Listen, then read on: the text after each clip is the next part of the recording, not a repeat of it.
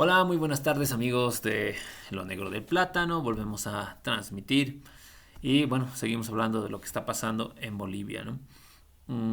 Bueno, básicamente las cosas siguen igual, ¿no? No hay avances en las negociaciones ni en tratar de levantar el paro en Santa Cruz. Nada, ninguna novedad, digamos, al respecto, ¿no? Lo que sí es interesante que ha pasado en estos días ha sido el triunfo de Lula da Silva en Brasil, ¿no? Que le ha ganado a Bolsonaro, ¿no? Y ahora es el nuevo presidente electo en Brasil. Y eso tiene que ver con nosotros, porque en la historia de nuestra vida política, lo que ha pasado en otros países alrededor nuestro o más allá, por ejemplo, los cambios políticos a nivel mundial, por ejemplo, relativos a Estados Unidos y a otros países, siempre han influido en nuestra vida política, ¿no? Y peor, un país que está tan cerca a nosotros, que es Brasil, y que es la primera potencia de Sudamérica y tal vez de Latinoamérica, ¿no? Económica, ¿no? Entonces, lo que vaya a pasar en ese país obviamente nos va a afectar a nosotros, ¿no? Y entonces, de alguna manera, se puede entender de que todo el movimiento de la oligarquía cruceña eh, ha tenido un apoyo o se ha apoyado, digamos ellos, se han apoyado en el gobierno de Bolsonaro, ¿no? Que es un gobierno, digamos, que está en su misma línea ideológica, ¿no? Entonces, de ahí un poco que se hayan animado a hacer este paro, ¿no? Y obviamente el que ahora haya sido derrotado ese gobierno de Bolsonaro, aunque realmente van a pasar algunos meses hasta que en enero Lula da Silva tome la presidencia, todavía falta un poco, pero ya el hecho de que haya perdido Bolsonaro seguramente le va a afectar al paro, ¿no? No sabemos en cuánto, ¿no? Pero bueno, hay que tomarlo en cuenta, ¿no? Porque no sería la primera vez que los sucesos en otros países cambien lo que pasa dentro de nuestro país, ¿no? Sobre todo los gobiernos oligárquicos, ¿no? Las clases altas, las clases dominantes en nuestro país han necesitado la intervención de otros gobiernos para controlar los movimientos sociales, las reivindicaciones sociales dentro de nuestro país, ¿no? En muchos momentos de la historia, ¿no? Este, por ejemplo, el año 63, en el gobierno de Paz Estensoro, eh, se dio el caso de que se llamó al gobierno de Estados Unidos para que dé una ayuda para controlar el brote, digamos, de movimiento social minero, de los sindicatos mineros en Yayagua siglo XX sobre todo, que estaban en una línea más de izquierda, más comunista, diríamos, y se les trató de controlar con la ayuda de Estados Unidos, ¿no? Y eso ya está verificado en documentos desclasificados del mismo gobierno de Estados Unidos, ¿no? En el cual se ve que ha habido o que hubo eh, eh, entrega de armas, entrega de recursos para que se arme, ¿no? Un grupo, digamos, paramilitar que pueda acabar con los dirigentes mineros del siglo XX, ¿no? Y eso dio lugar a un enfrentamiento entre el movimiento campesino o ciertos grupos de campesinos que estaban liderados por una persona que era diputado del MNR en ese momento y que era dirigente campesino contra el sindicato minero de siglo XX, ¿no?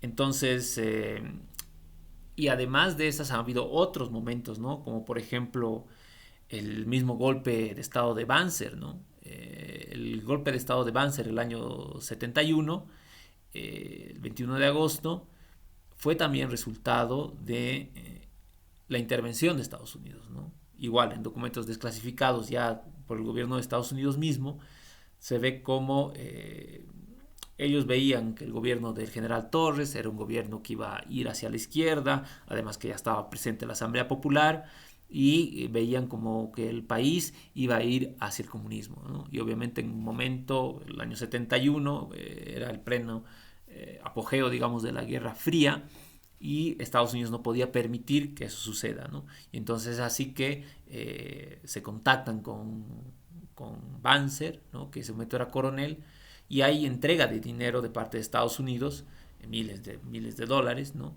Para hacer el golpe, ¿no? Y hay que tomar en cuenta también eso, ¿no? Que en todos eh, estos conflictos políticos, ¿no? Y en la resolución de esos conflictos políticos mucho tiene que ver el dinero, ¿no? Eh, Tiene que ver también con ideologías, ¿no? Porque, por ejemplo, en este caso Calvo, Camacho representan una ideología, ¿no? Y el gobierno representa, digamos, otra, digamos, ¿no? Pero se representa una ideología, ¿no? Pero al final de cuentas, cuando las cosas ya se dan, las cosas no se mueven tanto por ideologías, sino por dinero, ¿no? Entonces, en el caso de Banzer, pues fue esa entrega de dinero de parte del gobierno de Estados Unidos para que él pueda hacer el golpe, lo que decidió al final el golpe. Si no hubiera habido ese dinero de parte de Estados Unidos, muy probablemente no hubiera habido el golpe porque a Banzer no le hubiera interesado dar ningún golpe, arriesgarse, digamos, a hacer esa acción.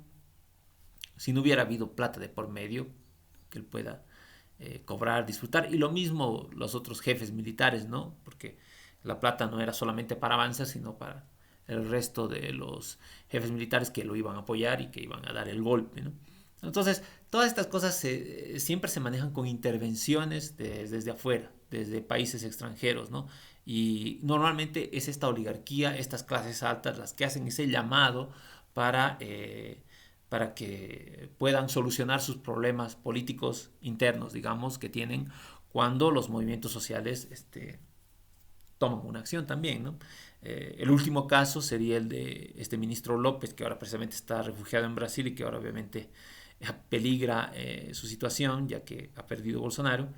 Él en el momento cuando ganó Arce la elección, el año 2020, hay unos audios, ¿no? No sé si lo han escuchado, en el que él se contacta con gente en Estados Unidos para negociar una invasión a Bolivia, ¿no? De unos mercenarios o militares que vinieran desde Estados Unidos a tomar el poder, a dar un golpe, ¿no? En ese caso estaba Yanine Áñez de presidenta todavía, pero no importa, o sea, dar un golpe, impedir que Arce sea proclamado presidente, ¿no? Una vez que había ganado la elección, ¿no?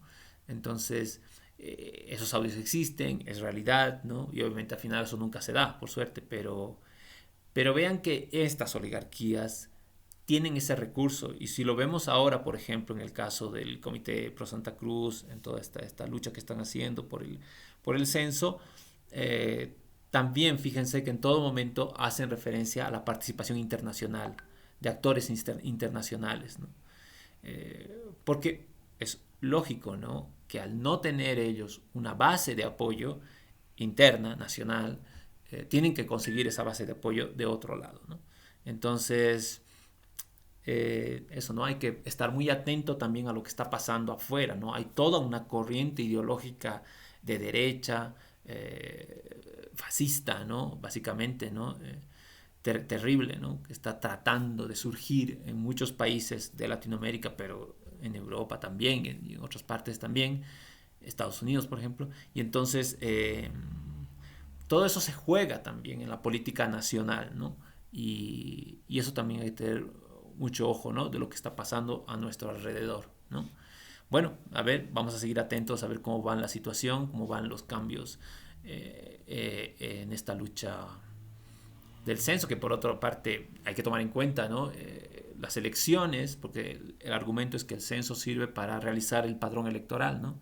Entonces, si las elecciones van a ser el 2025, el periodo presidencial es de 5 años, Arce ha asumido en noviembre de 2020, tiene que asumir el nuevo presidente en noviembre de 2025.